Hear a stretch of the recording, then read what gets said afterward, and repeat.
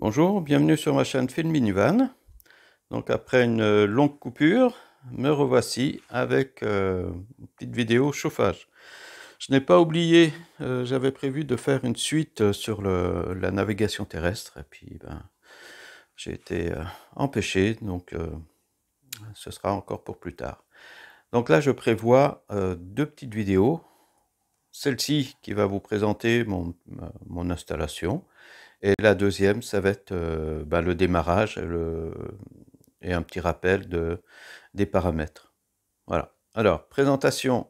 J'ai un garage qui n'est pas chauffé en prévision de l'hiver.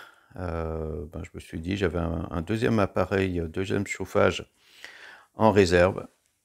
Je me suis dit, je vais faire une petite installation fixe. Ça sera bien. Alors, je ne suis pas limité, pas trop limité en place. Donc, je n'ai pas cherché à faire quelque chose de très compact, comme on peut le voir sur Internet, des vidéos où tout le système est intégré dans une valise.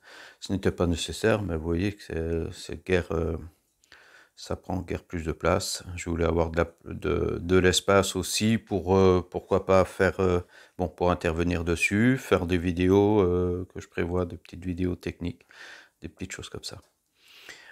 Alors, ça a été fait avec de la récup. Donc, ce sont des piquets de clôture que j'ai soudés pour faire le bâti. J'avais aussi quelques plaques inox. Le bâti est fait en deux parties. La première, donc la principale partie chauffage et tout ce qui est électrique. Alors, le chauffage, c'est un 5 kW. Dans mon Jumpy, j'avais mis un 2. Ici, il fallait quand même plus de puissance. Et puis, je voulais voir, je ne vais pas racheter le même appareil. Je voulais voir les différences. Voilà. Éventuellement pour des vidéos. Et puisque je suis en fixe, pour éviter d'utiliser une batterie, de la recharger, d'avoir plusieurs appareils, j'ai acheté un petit transformateur, donc 220 sortie 12 volts. Et en ampérage, il est prévu jusqu'à 20 ampères, ce qui est largement suffisant puisque les chauffages utilisent maximum une dizaine d'ampères.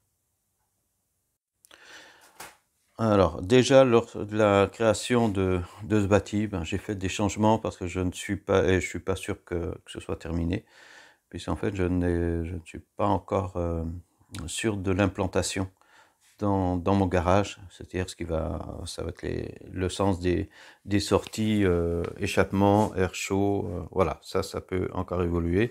J'ai changé de place aussi l'afficheur, donc prenez-le simplement comme un exemple, surtout pas, voilà, je dis pas que c'est que c'est super. Pour moi, ça va me convenir et puis je vais le faire évoluer s'il le faut. Donc c'est simplement un exemple de plus que vous trouverez sur Internet. Quoi dire d'autre? Alors oui, pourquoi j'ai fait en deux parties? Je voulais séparer tout ce qui est circulation, stockage et circulation du carburant de la partie chauffage et électricité. C'est pour ça que vous avez ici donc le réservoir sur lequel j'ai installé, comme pour le Jumpy, je vous ai dit pourquoi je préfère cette solution, j'ai installé une canne d'inspiration et non pas un robinet. Déjà, les robinets en partie basse, s'il y a une fuite, vous perdez tout. Et si vous voulez en fait, c'est pas un robinet, c'est une sortie ici, c'est pas exact. Donc, si vous voulez aussi enlever le réservoir, ici, j'ai rien qu'à débrancher en haut, j'ai aucun problème d'écoulement. Parce que si c'est en bas, il faut prévoir cette fois vraiment soit un robinet, une fermeture, et en général, ce qui est fourni avec, c'est simplement une sortie. Donc voilà, je préfère cette solution. Alors, ce réservoir, je risque de le déporter pour des raisons de sécurité et pratique. C'est vrai que puisque je ne sais pas si l'échappement sort de son côté, j'ai pas envie d'avoir un échappement qui passe sous le réservoir. Donc je le sortirai. De même, comme pour le Mont Jumpy, je risque de remplacer ce petit tuyau par vraiment une durite de caoutchouc qui sera plus souple. Voilà, plus pratique peut-être pour moi.